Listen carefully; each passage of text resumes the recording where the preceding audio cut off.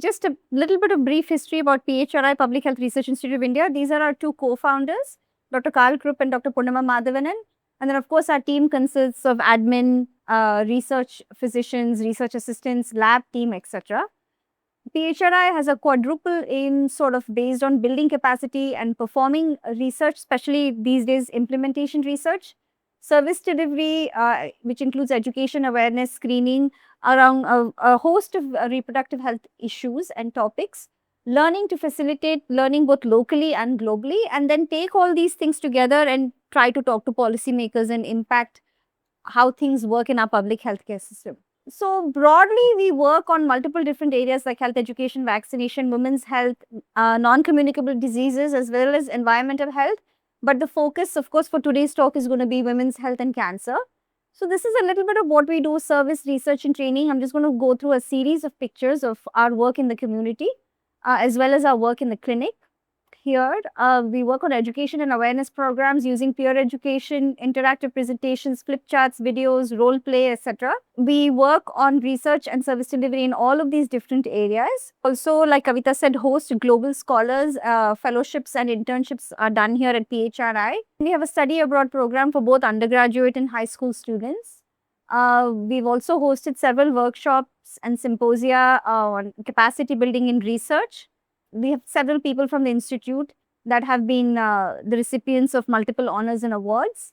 We have over 150 peer-reviewed publications coming out of the institute, and we have had over 100 national and international conference presentations. And these are all our funders over the years. PHRI was founded in 2007. We've been in Mysore under the radar for a long time, but hopefully we wanted to build stronger collaborative relationships with the physicians in Mysore so that we can work together and use each other's skills and optimize, and we can learn something from you, and hopefully we can also help you learn a few things that we have some expertise in. Top 3 diseases that brought morbidity and mortality in India, there were enteric infections, respiratory infections and childbirth. As any developing country, as we get more and more socioeconomically higher up, our demographic, there are demographic changes in our disease profiles as well, cardiovascular disease, chronic respiratory, and of course, cancer. And among cancers, the second leading cancer, as you know, is cervical cancer, the first being breast cancer for women. Now, this is also not new to you. Cervical cancer is caused by HPV. 80 to 90% of individuals will have it at some point in their life. At any given time, if we look at all of us sitting here today, 7 to 10% of women will have HPV. And this is the only 100% preventable cancer.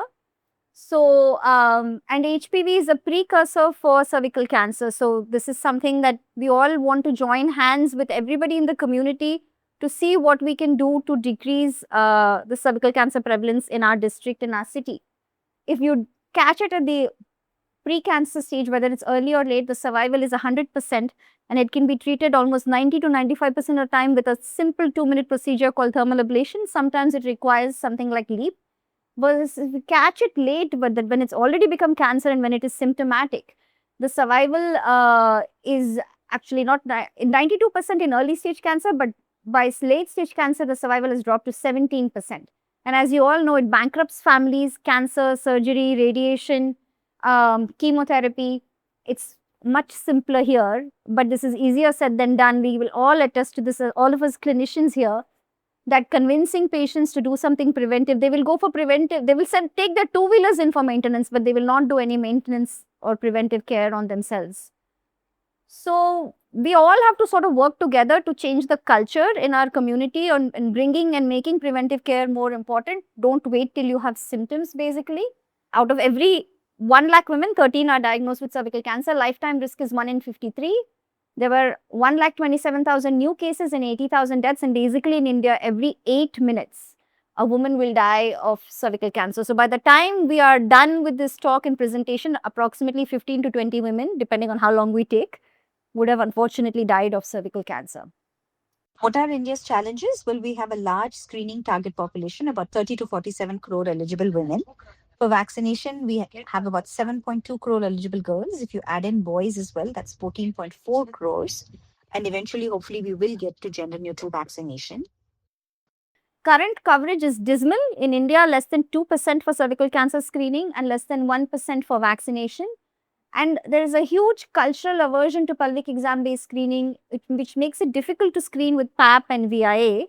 And if you use HPV, then the next thing is, okay, do you have a colposcope? Do you have a thermal ablation device? What do you do with somebody who screens positive? And this is a challenge, when we talk to multiple clinicians in multiple cities, we don't all have the equipment, the infrastructure, or not the bandwidth to deal with something like this. Karnataka, our state, contributes to 12% of all of India's cervical cancer cases, second highest state caseload in India, 5,000 cases each year, and screening rates are less than 0.5%. So, we are worse than all the other states, many other states in the country. And just to give it a personal look in terms of what this does to people. So, this was one of our projects, our research projects, photo voice research projects, where we gave cancer survivors a camera and to take pictures of things that were most representative of how cancer affected their life. And she had these 2 goats and she didn't have any family while she was going through cancer treatment. She had to eventually sell these goats. These were the only family, only source of emotional support she had. But when she ran out of money for her treatment, even that was gone. So, this is a very real problem. The other thing I want to say is that cervical cancer affects young women in India as opposed to most cancers that affect older populations. And 2/3 of these women who pass away from cervical cancer leave behind children under 18. So, 2/3 of these women leave behind maternal orphans. So, a woman is truly the engine of a family and needs to be taken care of. And you are all the advocates for this in your communities. So, please join us in taking this forward. This is our work on cervical cancer mitigations at PHRI since 2009. We started with education, then VIA, then gynocular digital colposcopy, started HPV screening back in 2016, and then moved to EVA colposcopy self-collection since 2021. And then currently we have screened over 8,000 women in our district. Over 1 lakh people have been given education and awareness. We give free services for screening for lower socioeconomic populations. We've kept up with all their evolving technology that the WHO has recommended, and we've had over 300 camps in more than 100 villages so far. This year, we hope to double those numbers. So, we all talked about the problems. What are the solutions? 90, 70, 90, many of you may have heard of this. 90% of adolescents under the age of 14 need to be vaccinated. 70% of eligible women need to be screened. And 90% of those women who are found to have an abnormality should be treated. Another graph to just show how what our screening rates are in India compared to developed countries like the US. 75% for both breast and cervix, 1 and 2% for breast and cervix here in India. The return on investment, this is a WHO number that they came up with in a study. This threefold return on investment for every rupee we spent just in the woman's health and what economic gains she has. If you look at the role she plays in her family and community, that return on investment goes up 26-fold. So, what are the barriers? I think you will all attest to this better than I can tell you. Embarrassment. Women don't want to get a pelvic exam done. Yes, you will all agree that women are embarrassed to get screened for cervical cancer. There's a lot of fear, a lot of stigma, correct? Right? And then how many women even know about cervical cancer? Like, what is the cervix, that it can have cancer, that it can be prevented? Most of the women will not know unless we talk about it and we tell the women about prevention. And then in our cultures, often it is, what's the point? If I'm going to pass, I'm going to pass. There is no point. I can't fight it. That is my karma. That is my fate, right? That is what people tell us. And there's lack of infrastructure, meaning if I want to screen today and let's say somebody comes positive, I don't have the equipment and the support I need to take care of that woman. And this poor access, especially for the rural populations we serve. If you send them to the government hospital, they'll be sitting for 3 days, they'll get tired, they'll go home. This is the ground reality in our district. So, cancer screening program, we start with a needs assessment in our communities, education awareness, capacity building, then screening and quality assurance. All 5 of these steps are important to sustain a program. You all can't set up all of this on your own in your busy day, we understand that. So, we are here to support you to put some of those things in place together. And we work with pediatricians, public health people, gynecologists, and pathologists to build capacity. We have put together a collaboration and partnerships both within organizations and between different organizations. And this is sort of what led to the Mysore Consortium Against Cervical Cancer coming together, is that we bring together skill building, we are a teaching resource, we try to form a co-op for all the consumables we need so we can decrease the cost.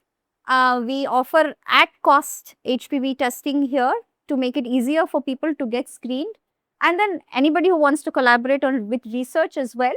These are our current MCACC partners: JSS, Adi Chinchinkiri Institute of Medical Sciences, GAIAC, which is the Global Initiative Against HPV, MMC, and BGS Kengeri.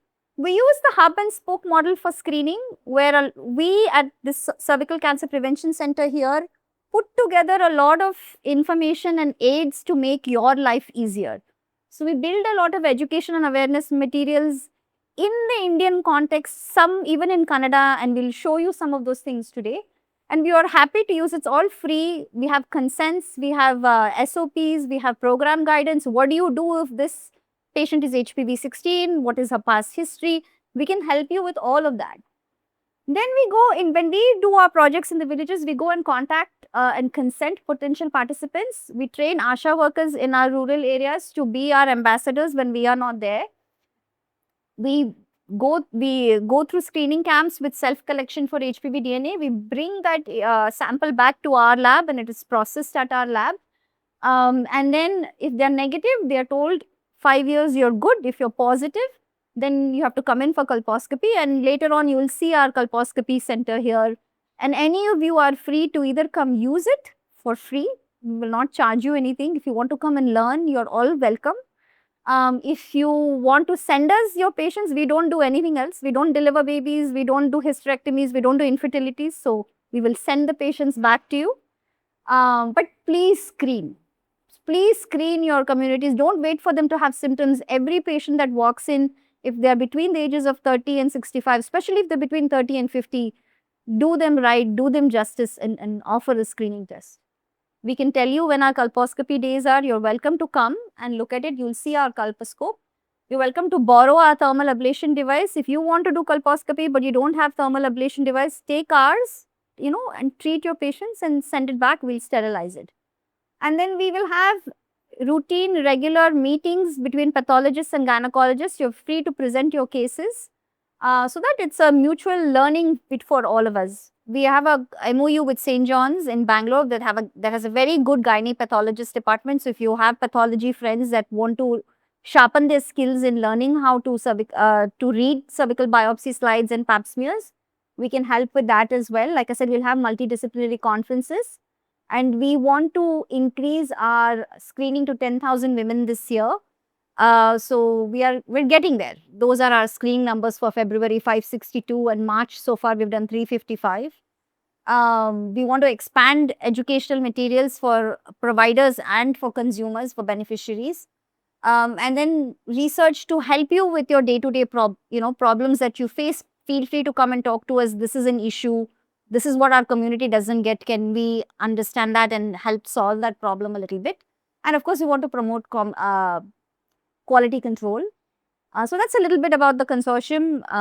If you have questions, I'll be around through after the lecture for all 3 stations. Feel free to reach out and ask any one of us.